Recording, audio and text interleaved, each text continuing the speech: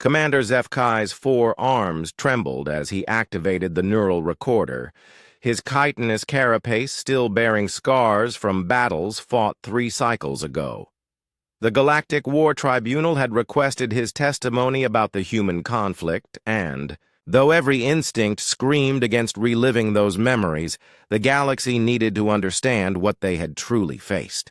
"For the record," Zefkai began, his translator crackling with interference from his damaged vocal cords, "I am Commander Zefkai of the Hegemony's 47th Assault Fleet. I served as tactical coordinator during the initial human engagement protocols." He paused, watching his secondary hands shake involuntarily. "This is my testimony regarding what we encountered." The holographic display flickered to life, showing star charts of the Sol system. Such a small, insignificant yellow star on the galaxy's outer rim, who could have predicted? When our scouts first detected the human homeworld, we classified them as a Category C primitive species. They had barely achieved faster-than-light travel, their technology was crude, their weapons laughably basic, chemical propulsion rockets, nuclear fission, electromagnetic projectiles, technologies our ancestors had abandoned millennia ago. Zefkai's mandibles clicked nervously as he recalled the arrogance of those early reports. The hegemony had subjugated 17 species in the past century alone. Humans would be the 18th, a footnote in galactic history. Our initial fleet consisted of 47 dreadnoughts, each capable of glassing a continent. We expected total surrender within 1 solar rotation. His voice dropped to barely above a whisper. We were unprepared for their response. The first sign something was wrong came when human transmission reached their fleet. Not a surrender, but a simple message broadcast on all frequencies. "You picked the wrong species to mess with."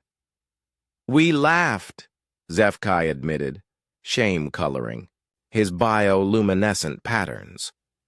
"We actually laughed at their primitive bravado. Our admiral ordered a demonstration strike against one of their outer colonies. A mining station orbiting their 4th planet, Mars, they called it." The memory of what happened next would haunt Zefkai forever.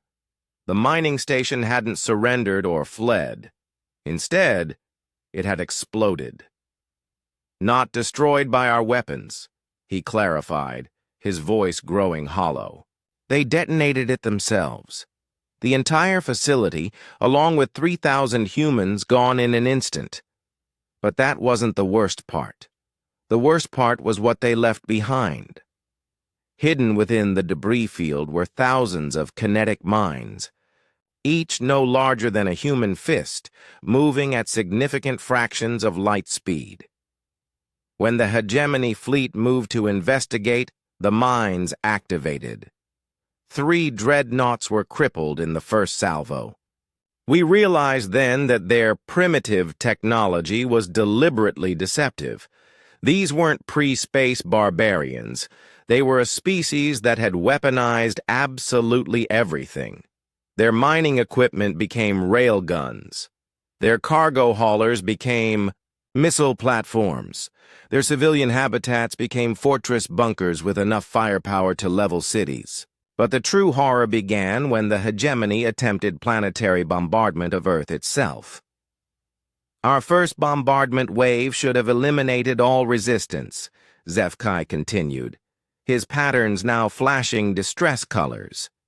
"We deployed orbital, kinetic strikes, plasma bombardments, atmospheric toxin dispersal, enough firepower to break a planet's will to fight. But the humans, they adapted." Within hours of the bombardment beginning, human forces had gone underground. Not just into bunkers, but into vast subterranean networks that seemed to span continents.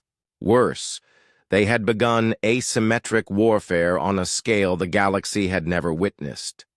They turned their own planet into a weapon against us, Every landing force we deployed found themselves fighting not just human soldiers, but the planet itself.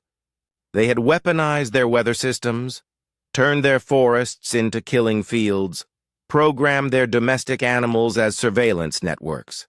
Their children, their own offspring, carried intelligence and sabotage equipment. HFY's bioluminescence dimmed as he recalled the breaking point. The final engagement occurred over what they called the Pacific Ocean. We had deployed our remaining 31 dreadnoughts in a final push to break their resistance. The humans responded with something our intelligence had missed entirely. Hidden beneath Earth's ocean floors were massive magnetic acceleration platforms, railguns the size of tectonic plates. When they fired, they didn't launch conventional projectiles. They launched other humans.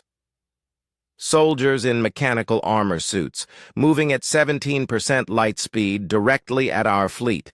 They called them drop troopers.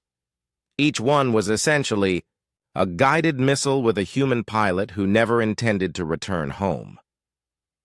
The suits had been designed for one purpose: piercing dreadnought armor and delivering human soldiers directly into enemy ships.